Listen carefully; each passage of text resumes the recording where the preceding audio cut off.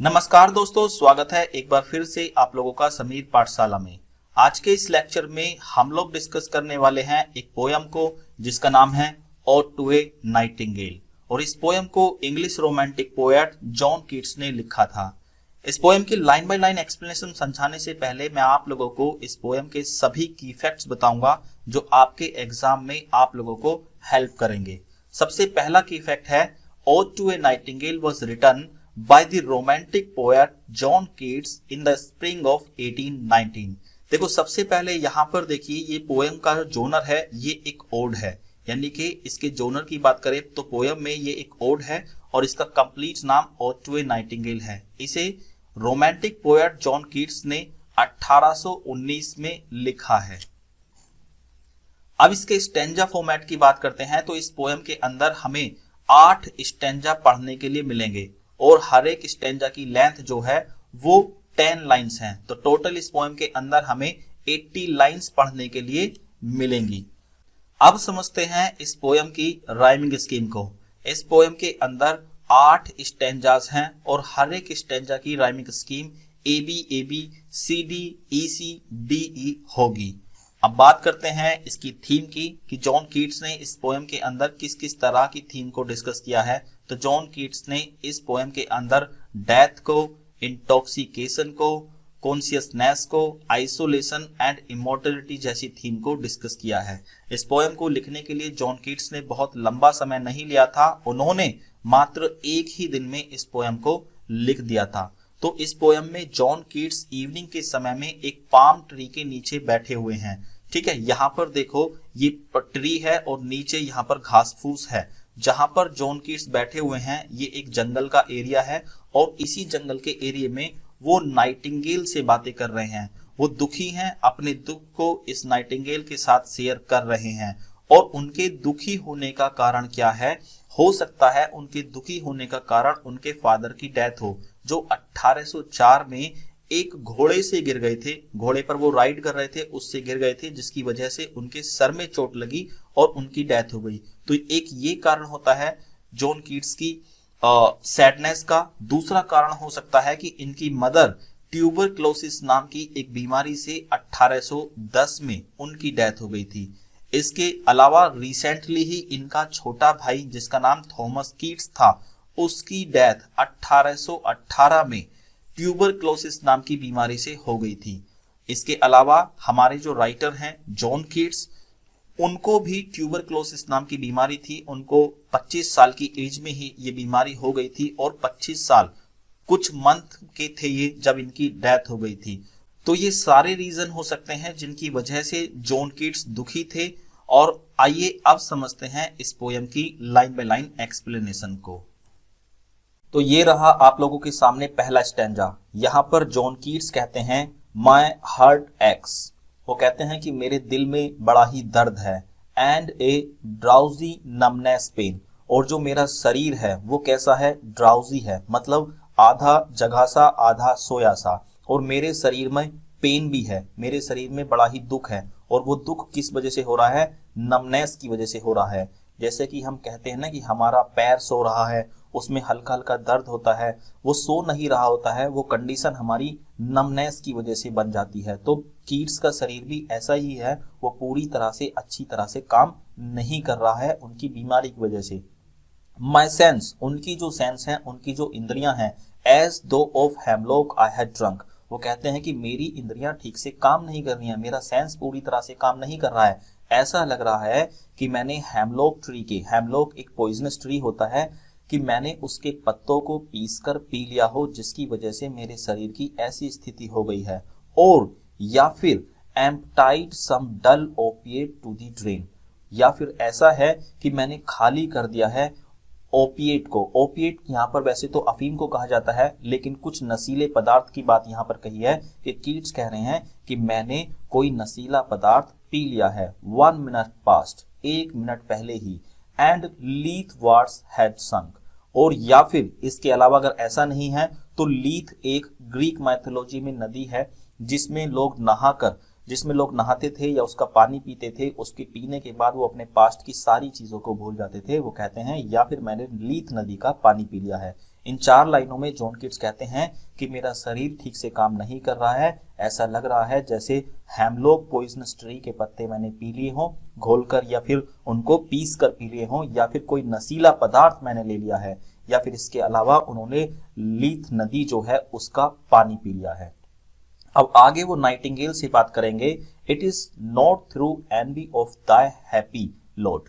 वो कहते हैं इट इज नॉट, ऐसा नहीं है। एनवी का मतलब होता है जर्लस होना। ऐसा नहीं है कि मैं तुमसे जर्लस हूं, तुम्हारी हैप्पीनेस को देखकर जर्लस हूं, but being too happy in thy happiness. But ऐसा है कि मैं तो तुम्हारी खुशी में ही खुश हूं, तुम्हारी खुशी में देखकर ही, तुम्हारी खुशी को देखकर ही मैं बहुत ज्यादा खुश हूं। दैट दाओ, दाओ का मतलब है तुम, light winged dried of the trees, कि ड्राइड ऑफ द ट्रीज का मतलब, ड्राइड का मतलब होता है अप्सरा होना या देवी होना। तुम क्या हो, पेड़ों की अप्सरा हो या पेड़ों की देवी हो, जिसके लाइट विंग होते हैं, मतलब तुम्हारे हल्के हल्के बहुत ही कम वजन वाले विंग्स हैं जिनकी वजह से तुम आसमान में उड़ पाती हो। In some melodious plot of beech and green. और जिस जगह पर मेलोडियस प्लॉट का मतलब है जिस जगह पर, जिस मधुर जगह पर मैं अभी बैठा हुआ हूँ, पाम ट्री के नीचे जहां पर बैठकर ये नाइटिंगेल को देख रहे हैं, वो बहुत ही सुंदर जगह है क्योंकि वहां पर बीच के पेड़ भी हैं, एंड शैडोज नंबरलेस, और बहुत सारे पेड़ों की वहां पर शैडो भी है, परछाई भी है। Singest of summer in full throated ease. वो कहते हैं नाइटिंगेल से, सिंगेस्ट तुम गाती हो समर, समर के दिनों में, यूरोप में समर के दिनों को बहुत अच्छा माना जाता है, इसी वजह से वहां पर गर्मी के दिन जो होते हैं वो बहुत कम समय के होते हैं और उन कम समय के दिनों को लोग एंजॉय करते हैं। तो उसी समय पर ये नाइटिंगेल भी गा रही है फुल थ्रोटेड, और पूरी जान से, पूरा पावर के साथ ये गा रही है, लेकिन उस पावर के लिए भी ये कोई एफर्ट्स नहीं लगा रही है। ईज का मतलब होता है कुछ हल्के से ही एफर्ट्स इसको लगाने पड़ रहे हैं, पूरी जान से गाने के लिए भी इसको ज्यादा एफर्ट्स नहीं लगाने पड़ रहे हैं। नाइटिंगेल समर के दिनों में अपना गाना गा रही है। अगले स्टैंजा की तरफ को चलते हैं। O for a draught of vintage that hath been cooled a long age in deep delved earth. वो कहते हैं ड्राफ्ट का मतलब होता है, देखो कोई ऐसा बर्तन जो बहुत बड़ा हो, उस बर्तन में विंटेज, विंटेज का मतलब है बहुत ही पुरानी वाइन को मैंने पी लिया हो, और वो ऐसी वाइन थी जिसे बहुत ही लंबे समय तक धरती में गाड़ कर बनाया गया था। आपने देखा होगा जो कच्ची शराब होती है, उसे गन्ने के रस से जो बनी हुई शराब होती है, उसे बहुत लंबे समय तक धरती में गाड़ कर बनाया जाता है, और वो शराब जितनी पुरानी होती है उसमें इतना ही नशा होता है। तो जॉन कीट्स कहते हैं कि कुछ इस तरह की शराब मैंने पी ली है, और वो शराब किस चीज से बनी हुई है, टेस्टिंग ऑफ फ्लोरा। उस शराब जो बनी हुई है वो फूलों से बनी हुई है। तो यहाँ के जो फूल हैं उनका मैं टेस्ट बता सकता हूँ कि ये इन फूलों से बनी हुई शराब है। एंड द कंट्री ग्रीन, और वहां पर जो कंट्री ग्रीन का मतलब है जो भी इसमें हरियाली चीजें मिली हुई हैं वो चीजें मैं बता सकता हूँ। Dance and प्रोवेंकल song and सनबर्थ मिर्थ। ये जो शराब आई है, ये जो वाइन आई है, वो फ्रांस के साउथ जगह से आई है। मतलब वो साउथ की जगह जो जानी जाती है, वो जगह जानी जाती है डांस के लिए, वो जगह जानी जाती है अपने फोक सॉन्ग के लिए, और सन के लिए जानी जाती है, और वहां पर अपनी पोएटिक सॉन्ग्स के लिए वो जगह जानी जाती है। इसीलिए जॉन कीट्स कहते हैं O for a beaker full of the warm south, और वो कहते हैं कि साउथ से आई हुई इस वाइन का मुझे पूरा का पूरा एक बीकर भर के दे दो। मतलब आपने देखा होगा जो जूस का बड़ा सा गिलास होता है, बड़े से गिलास को वो कह रहे हैं कि उस बीकर को भर के मुझे दे दो फुल ऑफ द ट्रू, क्योंकि मैं इस शराब को, जो ये बिल्कुल खरी शराब है, बिल्कुल अच्छी हाई क्वालिटी की शराब है, उसे पीना चाहता हूं। द ब्लसफुल हिप्पोक्रेन। ब्लसफुल का मतलब होता है कलरफुल होना, और हिप्पोक्रेन का मतलब होता है एक झरना। अब ये झरना जिस हिप्पोक्रेन की बात की गई है यहाँ पर, वो क्या है, किसी भी राइटर के लिए पोएटिक इंस्पिरेशन प्रोवाइड करता है, ग्रांट करता है। तो जॉन कीट्स भी यही सोच रहे हैं कि मैं इसको पीकर, इस वाइन को पीकर, इस ब्लसफुल जो हिप्पोक्रेन है, इससे मुझे पोएटिक इंस्पिरेशन मिलेगी। With beaded bubbles winking at the brim, और ये इस शराब में कुछ बुलबुले आएंगे, कुछ बबल्स आएंगे जो बिल्कुल किनारे तक, ब्रिम का मतलब होता है कोई चीज बिल्कुल किनारे तक भरी हुई नहीं, तो ये बीकर ऊपर तक भरा होगा और इस पे बबल्स आएंगे। एंड पर्पल स्ट्रेन्ड माउथ, और वो उसके बीकर के माउथ तक तो होंगे ही, लेकिन जब मैं उसे पीऊंगा तो मेरा माउथ भी कैसा हो जाएगा, पर्पल हो जाएगा। That I might drink and leave the world unseen, और इस हो सकता है कि इसे पीने के बाद, इस ड्रिंक को पीने के बाद इस संसार को मैं छोड़ दूं, इस संसार को मैं छोड़ दूं। And with the fade away into the forest dim, और नाइटिंगेल से कहते हैं कि इस संसार को छोड़ने के बाद मैं तुम्हारे साथ आऊंगा, तुम्हारे साथ आकर इस जंगल में तुम्हारे साथ ही घूमूंगा। यह है आप लोगों के सामने थर्ड स्टैंजा। यहां पर जॉन कीट्स कहते हैं फेड फार अवे, कि मैं तुम्हारे साथ बहुत दूर चला जाऊंगा इस दुनिया से छोड़कर, मतलब इस दुनिया को जो फिजिकल वर्ल्ड है मेरा, इसे छोड़कर बहुत दूर चला जाऊंगा, डिसोल्व, और तुम्हारे साथ ही रहने लगूंगा, तुम्हारे साथ ही घुल मिलकर रहूंगा। एंड क्वाइट फॉरगेट, और मैं भूल जाऊंगा उन सारी चीजों को, what thou among the leaves hath never known, कि दाउ का मतलब है तुम, कि जिन चीजों के साथ तुम कभी अवेयर ही नहीं थी, जिन चीजों को ये नाइटिंगेल बर्ड नहीं जानती है, उन सारी चीजों को जॉन कीट्स क्या कर जाएंगे, भूल जाएंगे। सिर्फ उन्हीं चीजों को जानेंगे जिन चीजों को ये नाइटिंगेल जानती है। द वेरीनेस, अब ऐसी चीजें कौन सी हैं, द वेरीनेस, इस संसार की कुछ थकाने वाली चीजें ऐसी हैं। द फीवर, और जो बीमारी इंसानों को लग जाती हैं, जैसे कि जॉन कीट्स को ट्यूबरक्लोसिस नाम की बीमारी है, इस बीमारी को भी मैं भूल जाऊंगा। एंड द फ्रेट, और जो चिड़चिड़ापन होता है हेयर इस संसार में, इन सभी चीजों को मैं भूल जाऊंगा। Where men sit and hear each other groan, और लोग एक दूसरे के साथ यहाँ पर बैठते हैं और अपना दुख दर्द एक दूसरे के साथ शेयर करते हैं। Where palsy shakes a few sad last grey hairs, अब लास्ट ग्रे हेयर्स का मतलब है कि कुछ लोग अपने अंतिम दिनों में, मतलब जब वो ग्रे, उनके बाल सफेद हो जाते हैं, बूढ़े हो जाते हैं, तो उनको पैरालाइसिस हो जाता है, लकवा टाइप की बीमारी हो जाती है।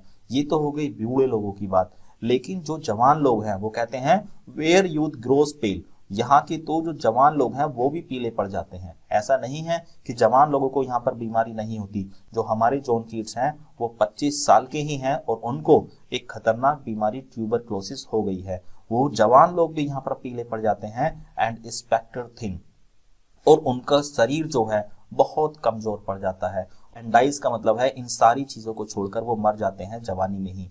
Where but to think is to full of sorrow and leaden eye despairs, वो कहते हैं कि इस संसार में, ये संसार जो है ये फुल ऑफ सोरो है, यहाँ पर दुख ही दुख भरा हुआ है, और जो लोगों की आईज हैं उनके अंदर आपको डिप्रेशन दिख जाएगा, है ना, दुख भरी हुई चीजें यहाँ पर दिख जाएंगी।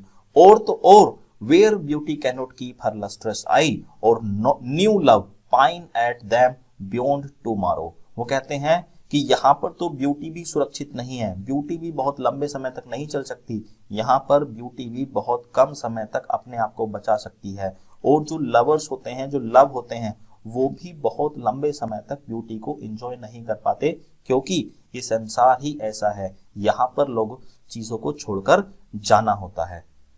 आगे कहते हैं away away for I will fly to thee, कि मैं इस संसार से क्या हो जाऊंगा, अवे हो जाऊंगा, पूरी तरह से अलग हो जाऊंगा इस संसार से, और मैं तुम्हारे साथ, I will fly to thee का मतलब है और मैं तुम्हारे साथ उड़ूंगा, मतलब मैं तुम्हारे साथ उड़ान भरूंगा। Not charioted by Bacchus and his pards, और मेरी उड़ान भरने के लिए जो बैकस हैं यानी कि गॉड ऑफ वाइन है, उनका कोई रथ नहीं आएगा, मुझे लेने के लिए कोई रथ नहीं आएगा, या फिर उनके पार्ट्स, उनके मित्र जो हैं, पार्ट्स का मतलब है उनके मित्र होना, या फिर जिन पर वो राइड करते हैं, जो भी उनकी सवारी है, उनकी सवारी मुझे लेने के लिए नहीं आएगी।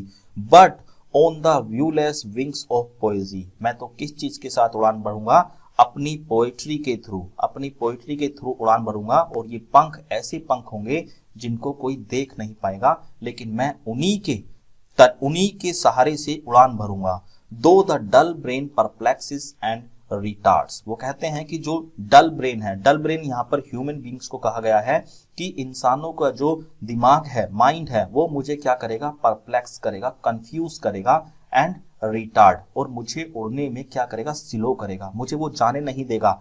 लेकिन उनके ऐसा करने के बावजूद भी मैं एक चीज बता देता हूं कि ऑलरेडी विद दी, कि मैं तो तुम्हारे साथ ऑलरेडी हूं, अपनी इमेजिनेशंस में तुम्हारे साथ ऑलरेडी उड़ रहा हूं।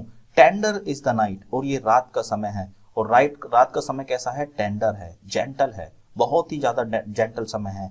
And happily the queen moon is on her throne clustered around by all her starry fays. वो कहते हैं कि ये जो रात है बड़ी ही चांदनी रात है। जो मून है, मून को यहाँ पर क्या बोला गया, मून को हम फीमेल जेंडर में रखते हैं इसलिए क्वीन बोला गया है।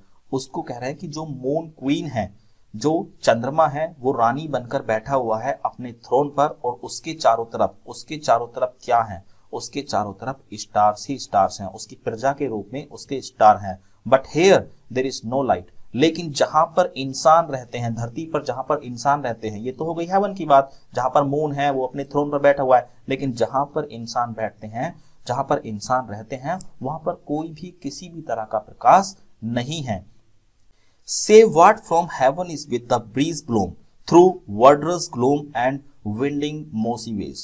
अब जब धरती पर जहां पर कोई भी प्रकाश नहीं है, वहां पर थोड़ा बहुत जो प्रकाश आ रहा है वो हेवन से ही आ रहा है। फ्रॉम हेवन मतलब हेवन से ही आ रहा है। और हेवन से किस तरह से आ रहा है, ब्रिजेस, जो धरती पर हवा बहती हुई आ रही है वही अपने साथ उस प्रकाश को लेकर आ रही है। वर्डर्स का मतलब वो है झाड़ियों से होता हुआ ये प्रकाश आ रहा है, या फिर मोसी वे से, मोसी होता है काई लगे हुए रास्तों से ये प्रकाश धरती पर आ रहा है।